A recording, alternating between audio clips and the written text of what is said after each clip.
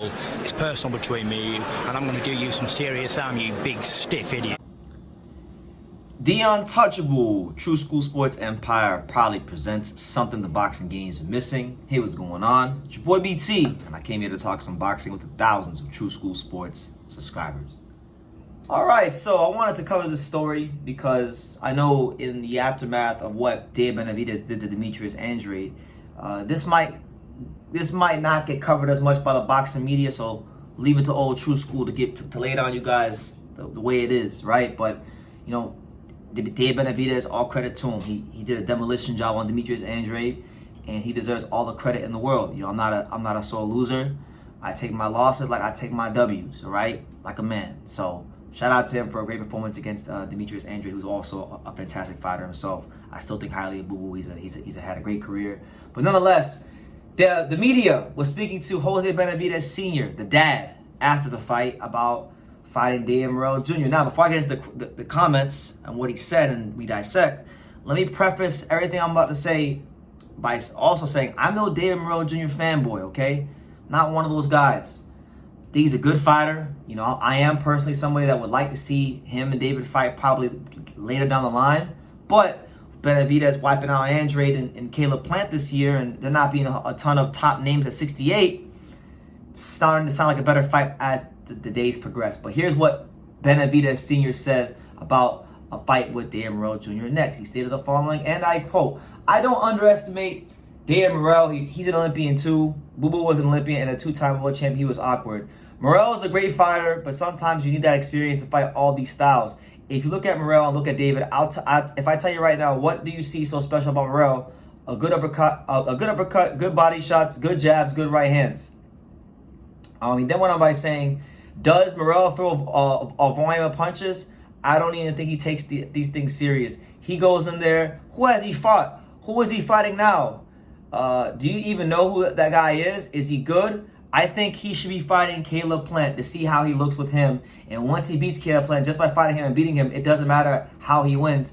Then we can say, but we'll fight Morrell tomorrow because we're here to fight whoever. We're here to keep proving ourselves." So there you have it. That's what Benavidez had to say about Morrell. And look, man, it's just funny. Like, boxing is an ever-evolving chessboard. Like, fighters will only talk how their place on the proverbial chessboard in boxing allows them to talk. So, yeah, Benavidez can't talk this way about Canelo because Canelo's like the biggest money-making attraction in the sport.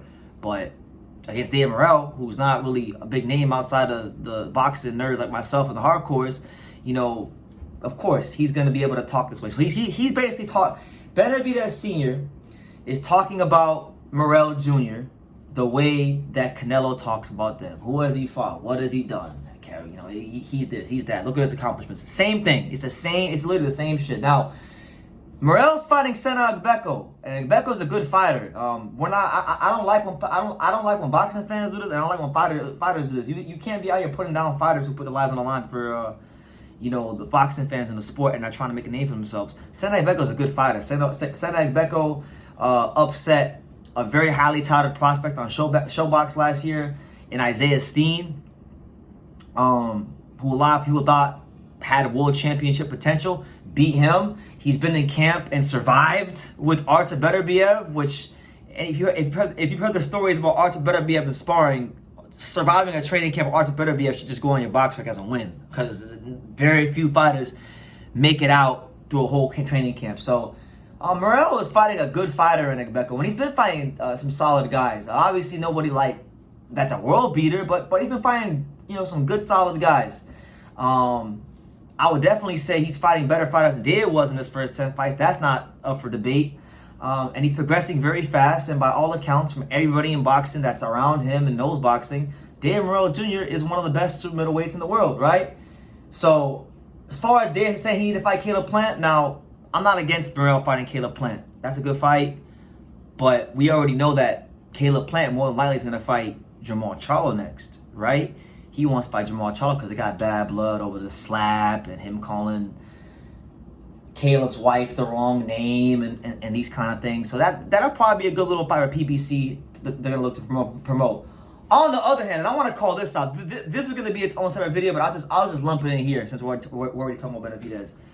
Benavidez is he's recently stated that if he needs to fight Jermall Charlo, the 160 Charlo at 68, to beat him, to eliminate him as a potential option for Canelo, then that's what he's going to do, because he wants to make sure all the doors on Canelo are closed. Now, on one hand, while it could be admirable, you could say it's admirable that Benavidez is so hell-bent on getting the Canelo fight that he's willing to fight anybody to get that fight. At the same time, it's like, bro, like, can you just, like, you're doing all of this for Canelo? Can you just move to light heavyweight already? Like, I know I'm alone. I know nobody else thinks like BT. Nobody else wants to see David Benavidez fight Artur Beterbiev and Dimitri Bivol fights. I get it. Like, I've been wanting to see Benavidez move for like 3 years now, and he won't do it. So it is what it is. But honestly, like, if I'm given the option between Benavidez fighting Jermall Charlo, or him fighting David Morrell, I want to fight David Morrell, because Jermall Charlo is not that good anymore. Jermall Charlo is not even mentally fit to fucking box. Like, I'm sorry for cursing, but he's not even mentally fit to box. He has no business even being in the boxing ring. I saw Jose Benavidez Jr., a guy who turned pro 140, who, only had one fight at 154, fight Jermall Charlo at basically super middleweight, because they fought at a catch weight between middleweight and super middleweight. So he basically fought him at super middleweight. So a guy who turned pro at 140, fighting Jermall Charlo at basically super middleweight, and I saw him take Charlo the distance. Yeah, Charlo won the fight. Like, it wasn't a fight where I think you could say it was close and it was robbery, but Charlo won the fight. But when you watch the rounds, I mean, I saw Benavidez getting in too close with the jab. I saw him landing too many clear shots. Charlo's defense is extremely leaky, and you can tell he's not living the life of a professional and being a disciplined fighter. So I genuinely believe that Benavidez will run him over like a truck, and that fight is a severe waste of time. Morrell versus Benavidez is a fight I would much rather see at light heavyweight, maybe a year or two from now. But again, if he's hell bent at staying 68, and there's like not a lot of options out there, if Morrell beats Sena Ekbeko and beats the brakes off him, that tells me that he's ready for elite competition. And if Canelo, like, Benavidez can't honestly. I know Benavidez thinks he can sit here and dictate to Canelo like what he wants and things like that, and he can beat whoever, and Canelo is gonna give him the fight. If he thinks Canelo Alvarez doesn't have any options to get out of fighting him, let me tell you something. Canelo Alvarez always has options to get out of fighting you. He makes too much money. And on top of that, listen, Canelo Alvarez, he's the king of giving the boxing fans the fights that nobody asked for. Nobody asked for Canelo versus Avni Yildirim. He gave it to us. Very few people asked for Canelo versus John Ryder. He gave that. I mean, I like that fight. I wasn't mad when the fight happened, but I'm saying a lot of people weren't asking for that fight. He gave that to you. A lot of people, weren't asking for Canelo Alvarez to fight Golovkin the third time. He gave that to you. So, again, if Benavidez seriously thinks that by fighting Jermall Charlo, he's going to get Canelo Alvarez just, bend to his will, listen, there's always something in the back pocket. Basically everyone from 147 to heavyweight wants to fight Canelo Alvarez. So there's always an option. So I say all that to say that, look, Benavidez is running out of options at 68. It's getting down to the point where he's talking about fighting Jermall Charlo, who I never want to see box again. He's not mentally fit to box. That's just the truth.